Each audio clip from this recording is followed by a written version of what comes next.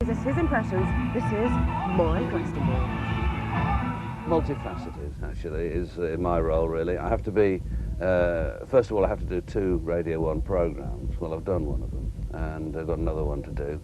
And doesn't obviously, most of it's sorted out by other people, really, in that they've been recording bands and editing them feverishly, and I just sit there and claim all the credit for it.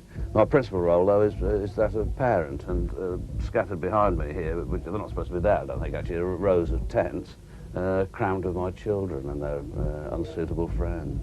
Well, I went for a melancholy walk last night, you see, because I was very worried because now William was something like 3 hours late arriving due to train chaos, and he had a similar experience with the gates to the ones that I had. People say, yes, that way, mate, and you go through and you find yourself in a completely wrong place. So, no, you have to go back down the relief road, and it happened to him 5 times until he eventually threatened somebody, which isn't like him at all. And of course, it's only when that happens that you get things sorted out.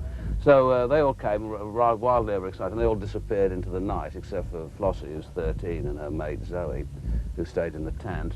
And then I went for a long and melancholy walk by myself, and you know, thinking, my goodness, why, if I'm such a fascinating person, how come I'm on my own at this stage of the proceedings? I just like coming here. I like the atmosphere generally. I like some of the unsuitable and fattening foods that they serve, and incidentally, I quite like some of the music, you know, but the music I relegate not to secondary, well, I suppose, yeah, almost to secondary importance to the event itself, which it usually is the case at festivals anyway. I mean, it's not often at any festival that you get an absolutely dazzling performance that you go away thinking, wow, this has changed my life.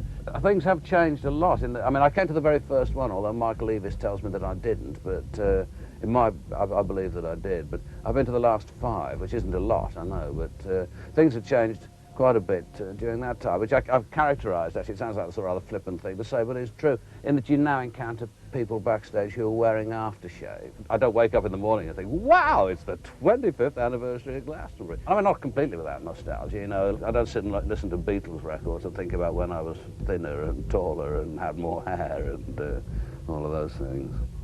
No, I can't remember anything about that first festival, not because I was so completely out of my head. But you have to remember that, you know, the whole of that sort of 60s period, there were festivals all the time. I mean, I was off to festivals on an almost weekly basis, compaying a lot of them, getting paid for very few. I mean, there were people running shoe shops in Nottingham would suddenly get the idea, look, that's just true, you know, they'd say, well, let's run a festival, and they'd get status quo. So I remember status quo, and there were bands, Edgar Broughton Band, of course, was every single one that you went to, the Edgar Broughton Band was paying. I even went to a few of them with them, you know, in a Bedford dormobile with their mum and dad who did the roadieing, stopping in lay-bys to make soup and stuff.